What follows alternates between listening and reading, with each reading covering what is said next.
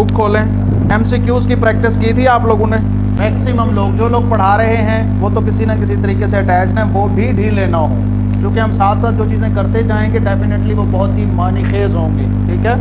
लेकिन जो लोग बिल्कुल फ्रेश हैं, जिस तरह अभी अकील को मैंने देखा है कि रूम में बैठा लगा हुआ था, दिस इज़ गुड साइन, ठीक है। अच्छा जी, 105 में देखें, the percentage uncertainty in mass and velocity are 2% and 3%, the maximum uncertainty in measurement of kinetic energy. जी बिलाल साहब, तो काइनेटिक एनर्जी होती है हाफ mv², ठीक है। तो आपने इसको छोड़ देना है, m में कितने परसेंट है, 2%, वो m और v² मल्टीप्लाई हो रहे हैं, तो परसेंटेज को ऐड करना है, ठीक है, और पावर को साथ मल्टीप्लाई कर देना है, और अंदर v की परसेंटेज कितनी है, 3%, इसको आपने कर दिया, दिस इज 8%, ठीक है, आसान है। ओके जी, ओके।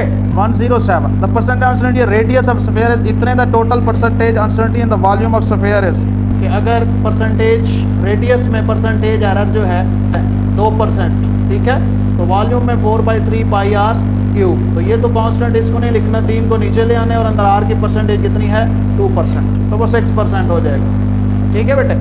तो ये कर लेंगे इस तरह से। अच्छा जी, मैं फिर से कह रहा हूँ कि इस एरिया को बच्चे कम ही थोड़ा सा लिफ्ट करवाते हैं, तो आप लोगों ने इसको लाजमी करना है, ठीक है। जो लोग कर चुके हैं अच्छी बात है, जिन्होंने नहीं किया वो बार बार प्रैक्टिस करें इस चैप्टर की, यूनिट्स वगैरह के साथ इसकी। अच्छा, अब हम थोड़ा सा यहाँ से पढ़ लेते हैं डायमेंशंस, और फिर डायमेंशंस के बाद इसी बुक से काफ़ी चीज़ें आगे डायमेंशन से रिलेटेड, यूनिट से रिलेटेड हम देखेंगे, जो आसान भी हैं और टेक्निकल भी हैं, मतलब आसानी से जिनका जवाब आ जाता है, ठीक है। उसके बाद फिर हम नरेंद्र कुमार बुक से बहुत सारे MCQ सॉल्व करेंगे, और उसमें बहुत सारी चीज़ें हमें नई मिलेंगी, इन्फॉर्मेशंस मिलेंगी, और ज़रूरी नहीं है कि आप FSC की बुक पढ़ रहे हैं तो वही आएगी जो बुक में है, नहीं भाई, मैं फिर से कह रहा हूँ कि PPSC में हर चीज़ वही नहीं आती जो FSC BSc MSc किताबों में पढ़ी है। 5-7 MCQ भी इधर उधर से आ जाते हैं, तो उसके लिए आपने ज़्यादा पढ़ा हुआ होगा, तो फिर आपका वास्ट स्टडी होगी तो ही उसमें कामयाबी होती है, ठीक है। तो पहले डायमेंशंस को देखते हैं, qualitative nature of physical quantity. तो कोई आपसे पूछता है डायमेंशन क्या है, ताकि जो बच्चा लिखे तो, या पूछा जाए उससे, तो हमारे लिए भी इंपॉर्टेंट है, और इसको साथ लिखते आया करें। तो इसके आगे लिख लें, PPSC पॉइंट ऑफ व्यू से आपसे डेफिनेशन पूछेगा। मैं अगर 15 साल पढ़ा के खड़ा हूँ, मैं इंटरव्यू में बैठूँ, तो मैं ज़रूर पूछूंगा, क्योंकि मुझे पता है कि 90% लोगों को डायमेंशन डायरेक्ट नहीं आएगी कि क्या होती है, तो इंटरव्यू में ज़रूर आएगी। तो क्वालिटेटिव नेचर, अब इसमें टू द पॉइंट इसका आंसर बता दें, इससे मुराद क्या है। मैं बच्चों को कहा करता हूँ कि दरअसल डायमेंशन जो है वो फैमिली सरनेम है, फैमिली सर। मिसाल के तौर पर किसी वायर, मिसाल के तौर पर किसी वायर का जो एरिया है वो कितना है, वायर का एरिया πr² है, ये वायर का है, ठीक है। और किसी स्क्वायर का आप देख लें, मुरब्बे का, तो वो कितना होता है area, length and to width, length and to length l² आएगा, ठीक है। इसी तरह अगर आप देखें एरिया स्फेयर का, तो वो कितना आएगा, 4πr²। अब देखें तीनों फार्मूले मुख्तलिफ है एरिया, तीनों फार्मूले मुख्तलिफ है, लेकिन डायमेंशन सबकी सेम, ये फ़र्क। तो एरिया जो डायमेंशन है दरअसल वो किसी भी क्वांटिटी की क्वालिटी बताती है कि ये किस फैमिली से है, ठीक है। तो अब एरिया में आप देखें, चाहे ये कांस्टेंट जितना भी हो, इसके साथ कांस्टेंट 1 लगा है, इसके साथ पाई लगा है, लेकिन जो डायमेंशन है वो उसकी l² ही रहेगी, ठीक है। पहले टू द पॉइंट आंसर ही बताना है आपने जब भी। What is dimension, it is the qualitative nature of physical, वो भाई क्या होती है, फिर आप उसको ये मिसाल दे दें। डायमेंशंस ऑफ फिजिकल क्वांटिटी में मास की है, लेंथ की है, डायमेंशन ऑफ टाइम की capital T, dimension of current को कैपिटल A से ज़ाहिर करते हैं, कैंडेला को CD से, या energy per unit area MT-3 से भी, dimension of amount of substance को MOL से, डायमेंशन ऑफ टेम्परेचर को K से, ठीक है। ये आपकी बुक के लास्ट टॉपिक में मौजूद है। इसके बाद स्पीड, ये बाकी बेसिक चीज़ें हैं वो आप जानते हैं। अब हम ज़रा डायमेंशंस की तरफ आते हैं। तो इसमें आप देख रहे हैं dimensions of some angular quantities, maximum लोग पढ़ाते हैं।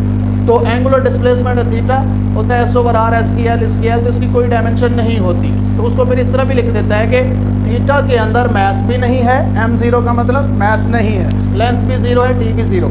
अब इसको यूँ भी वो MCQ बना सकता है, क्या कि एंगुलर डिस्प्लेसमेंट की डायमेंशन के अंदर कौन कौन सी फिजिकल क्वांटिटीज इन्वॉल्व हैं, कौन सी नहीं है, ठीक है। उसके आप प्रैक्टिस जब करेंगे तो उसमें आएगा कि theta has no power of mass, power of length and power of T S, तो उसमें क्या आएगा, मैथ्स की पावर भी 0, एल की 0, टी की 0। तो ये उसका कंसर्न है टूवर्ड्स विच फैमिली, वो सामने आ गया कि इसका जो है इन चीज़ों से कोई ताल्लुक नहीं है, तो इसकी डायमेंशन नहीं होती, यूनिट है। इसके बाद एंगुलर वेलोसिटी है थीटा ओवर टी, इसकी नहीं है तो ज़ाहिर है इसकी t-1 हो गई। एंगुलर एक्सेलरेशन की है, हाँ जी, थीटा बाई टी आएगा, t-2 आएगा, ठीक है, ये गलत है यहाँ, तो ये आएगा m0 l0 t-2, ठीक है, इसमें मिस्टेक्स।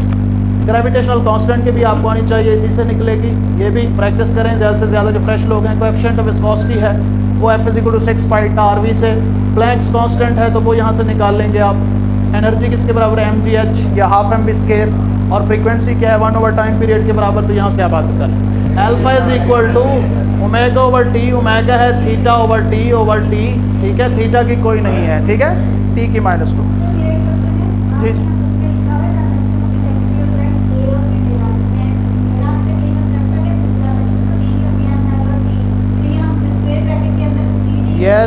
यस, मैंने अगले दिन इसमें बताया है, पहले दिन मैंने बताया कि मैक्सिमम लोग यही समझते हैं कि MLT डायमेंशंस हैं, लेकिन चूक हाँ सातों की सातों डायमेंशन बेस क्वांटिटी,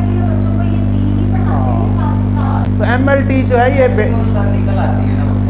मैक्सिमम उसी से निकलती हैं। हमारी मैट्रिक और FSC में चूँकि बातें उसके अंदर हो जाती हैं, इसलिए हम कहते हैं, बाकी नहीं है।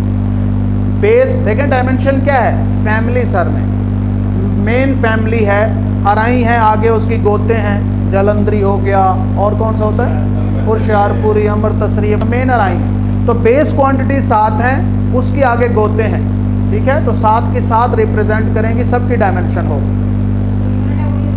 वो नहीं, वो ज़रूरी नहीं है कुछ की कैसे कुछ की, वो आप मैंने लिखा हुआ उसमें, ठीक है, अभी हम उसको देखेंगे मज़ीद। ओके जी, अच्छा, ग्रेविटेशनल ये हो गया। प्लैंक्स कांस्टेंट का भी निकालना आता हो कि H=E/E/mgh भी पुट कर सकते हैं, हाफ एम वी स्केयर भी, किसी से भी सेम ही आएगी। डायमेंशनलेस नंबर्स, कुछ नंबर्स ऐसे हैं जिनकी नहीं है, जिस तरह एंगल की नहीं थी। रिफ्रैक्टिव इंडेक्स क्या होता है, n=c/v नहीं थी। रिलेटिव परमिएबिलिटी होती है, रिलेटिव परमिएबिलिटी μr है, ठीक है, μ/μ0 के बराबर, किसके बराबर, जिस तरह रिलेटिव परमिटिविटी होती है। आता हूँ, ट्रिग्नोमेट्रिक फंक्शन जितने भी हैं, sine theta, cos theta, tangent theta, इनका जवाब जो आएगा वो 1 आएगा, 0 आएगा, 0.2 आएगा, 0.4 आएगा, 1/2 स्क्वायर रूट आएगा। ये नंबर है, इनकी डायमेंशन नहीं होती, ठीक है। अच्छा, इसके बाद स्पेसिफिक ग्रेविटी, इसको भी रिलेटिव डेंसिटी भी कहते हैं, रिलेटिव डेंसिटी, असल जो आपके पास गिवन है और रेफरेंस आप इसका ले रहे हैं, ठीक। जिस तरह से आपको रिलेटिव डेंसिटी ऑफ वुड, जब ये अर्शमिदिस प्रिंसिपल लगता है बहरी जहाज़ वगैरह बनाते हुए, तो row of wood over row of water, ठीक है, तो इस तरह से इसको कहते हैं स्पेसिफिक ग्रेविटी, तो इसकी भी डायमेंशन नहीं होती। इस तरह रिलेटिव परमिटिविटी है, रिलेटिव परमिटिविटी क्या है, εr, और ये बराबर होती है ε/ε0, ठीक है। इसको सेकेंड ईयर में डिटेल से पढ़ेंगे कि ये होता क्या है, एप्सिलॉन क्या है, ε0 क्या, और εr किस चीज़ के बराबर, ठीक है। अच्छा, इसके बाद एक्सपोनेंशियल फंक्शंस हैं, फॉर एग्जांपल e⁻²x है वगैरह वगैरह, इनकी भी डायमेंशन नहीं होती, ठीक है। तो ये हो गया डायमेंशंस, तो सेम डायमेंशंस होंगी। तो आपसे पूछा जा सकता है मोमेंटम जैसी डायमेंशन किसकी है, तो इम्पल्स की है, ठीक है। वजह क्या है कि impulse is equal to change in momentum, जो इसका होगा वही इसका होगा। इसी तरह मैस और इनर्शिया का याद रखें, मैस एक फिजिकल क्वांटिटी है, इनर्शिया फिजिकल क्वांटिटी नहीं है, ठीक है, ये प्रॉपर्टी है, ये ध्यान में रखें। लेकिन इसको अगर हम किसी से रिलेट करें तो मैथ से करेंगे। ओके, जिसके बाद है फोर्स, वेट, टेंशन, थ्रस्ट, ये सारी फोर्स की ही है, MLT-2 होगी, ठीक है, क्लियर। इसके बाद आ गया टाइम है, RC है, LC² L/RN की सेम डायमेंशन भी सेम है, और वो टाइम वाली है, पता है ना, ये टाइम RC=T होता है। LC² भी ये कहाँ से निकलेगा, ये भी सबको पता है ऑलमोस्ट, आपने रेजोनेंस फ्रीक्वेंसी पढ़ी है, 1/2 पाई ओवर LC², ऐसे ही है ना फिलहाल सब। अच्छा, फ्रीक्वेंसी ये तो कांस्टेंट हो गया, तो फ्रीक्वेंसी की यूनिट LC², ठीक है, और ये टाइम पीरियड के, तो टाइम की वही है जो LC² की है, फ्रीक्वेंसी के रेसिप्रोकल। और इसी से कहे कि LC की डायमेंशन किसके बराबर है, ठीक है, तो पूछ सकता है वो, तो एलसी की डायमेंशन, तो आप कहेंगे हमेशा अपनी बुक में जाया करें और वो रिलेशन याद करें। तो आपको ये रिलेशन याद होनी चाहिए 1/2 पाई एलसी। चलिए एलसी सिर्फ हम 1/2 पाई से कंसर्न नहीं है, तो एलसी स्क्वायर रूट किसके बराबर होता है, टाइम पीरियड के। तो एलसी किसके बराबर होगा, टी की पावर, तो इधर स्क्वायर लेंगे तो इधर स्क्वायर, ठीक है, स्क्वायर रूट स्क्वायर इससे काट जाएगा तो टी स्क्वायर। तो ये इंपॉर्टेंट, इस तरह से पूछता है वो, ठीक है। तो डायमेंशंस निकालना इस तरह हमें आती है। अच्छा जी, इसके बाद एक्सलेरेशन है जी है, तो दोनों की डायमेंशन m0 LT-2 ऐसे ही। ओके जी, प्रेशर है, स्ट्रेस है, modulus of elasticity, energy density है, इन तमाम की सेम है, ठीक है। प्रेशर सब जानते हैं P is equal to F/A है। स्ट्रेस भी सब जानते हैं कि फोर्स पर यूनिट एरिया है, ठीक है। इसको डिटेल में पढ़ेंगे 7वें चैप्टर में कि दोनों में फ़र्क क्या है। अच्छा, इसके बाद मॉड्यूलस ऑफ इलास्टिसिटी है, यंग्स मॉड्यूलस ले लें या कोई भी ले लें, वो स्ट्रेस ओवर स्ट्रेन है, कोई भी इलास्टिक स्ट्रेस ओवर स्ट्रेन है। तो स्ट्रेन की कोई यूनिट नहीं होती, तो स्ट्रेस की होती है, तो वही इलास्टिक मॉड्यूलस की होगी, ठीक है। इसके बाद एनर्जी डेंसिटी है, छोटे यू से ज़ाहिर करते हैं, energy per unit volume, energy किसके बराबर है, वही जो वर्क की होगी, कट जाएगी, mgh आएगा ओवर वॉल्यूम, वॉल्यूम में एरिया इनटू लेंथ आएगा, तो ये इससे कट जाएगी, बाकी क्या आएगी mg/a। तो f क्या है, force, mg force but area तो वही प्रेशर वाली आएगी, ठीक है। तो एनर्जी डेंसिटी की भी वही यूनिट है जो स्ट्रेस की, प्रेशर की या बाकियों की है। क्लियर हो गया।